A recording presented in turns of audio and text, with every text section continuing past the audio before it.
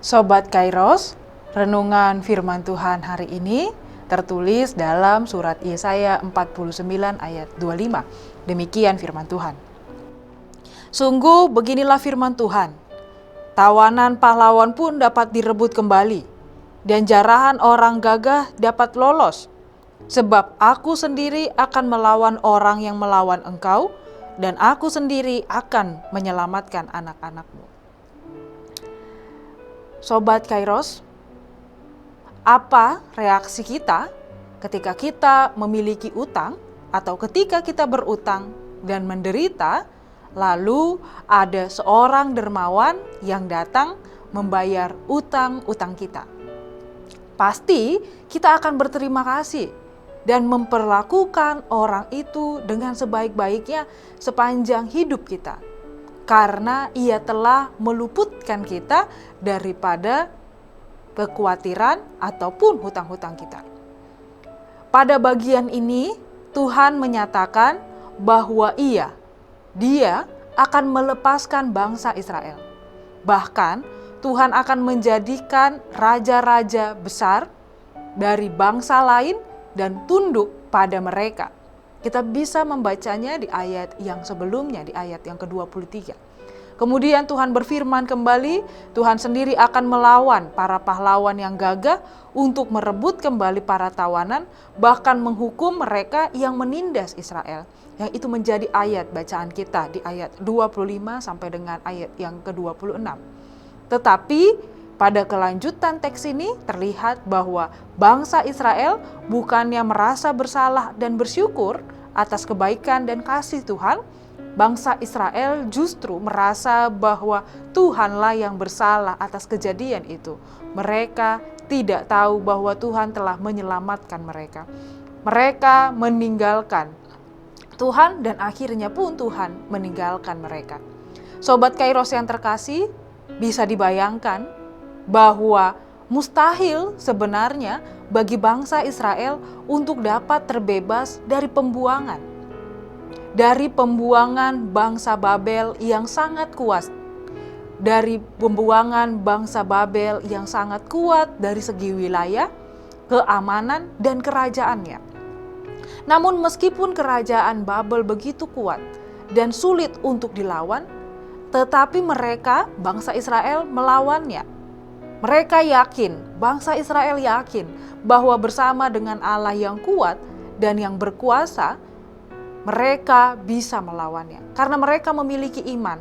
Mereka merasakan selama perjalanan kehidupan bangsa Israel, mereka dijaga dan mereka bersama-sama dengan Allah. Mengingat dan menghayati hal tersebut hingga akhirnya membawa bangsa Israel mampu kuat untuk dibebaskan dari perbudakan bangsa Israel karena iman percaya kepada Allah. Bangsa Israel yang menjadi tawanan dan budak dibebaskan Tuhan dari tangan mereka yang menawan mereka. Tidak ada kekuatan yang bisa mengalahkan kuasanya. Tidak ada kekuatan yang bisa mengalahkan kuasa Tuhan. Karena di dalam Tuhanlah ada sumber dari semua kekuatan yang hebat.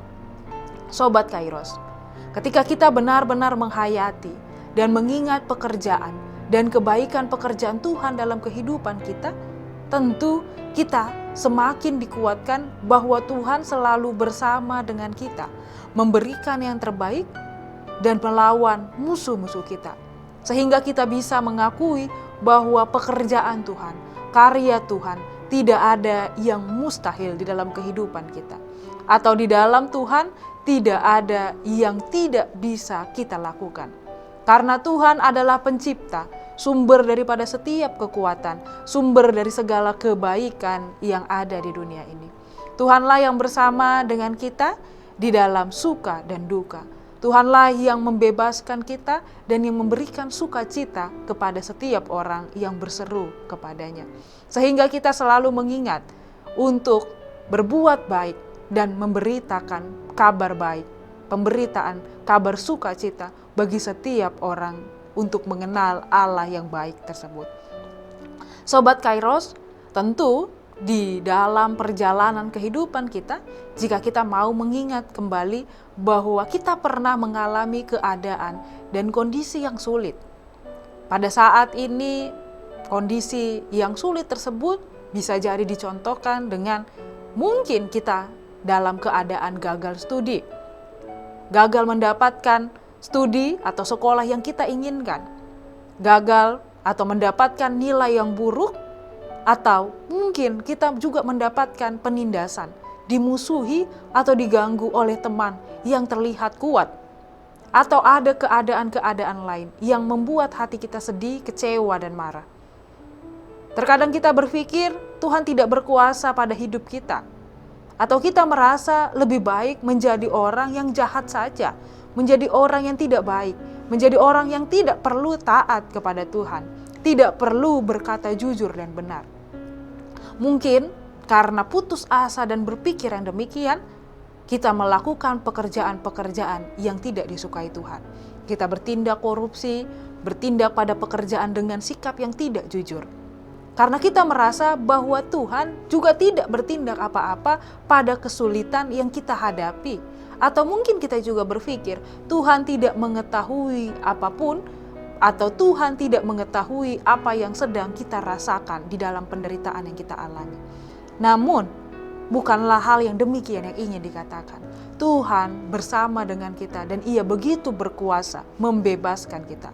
Sebagai orang beriman, kita diajarkan untuk berusaha dan berpengharapan kepada Tuhan dan tetap setia kepada kehendak-Nya di dalam kehidupan kita, yaitu setia di dalam perbuatan baik dan perbuatan kasih. Kiranya dengan setia kepada perbuatan tersebut, Allah lah yang akan bertindak adil bagi setiap kehidupan kita.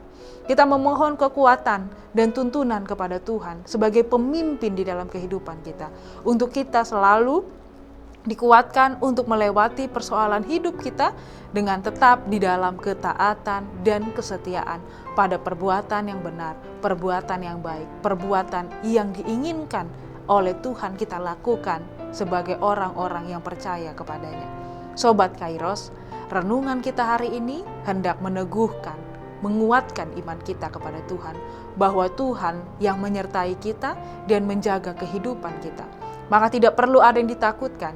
Bersama dengan Tuhan, semua bisa kita lewati. Bersama dengan Tuhan, semua akan baik-baik saja, karena sukacita disediakannya bagi kita. Selamat beraktivitas Sobat Kairos. Tuhan Yesus memberkati. Amin.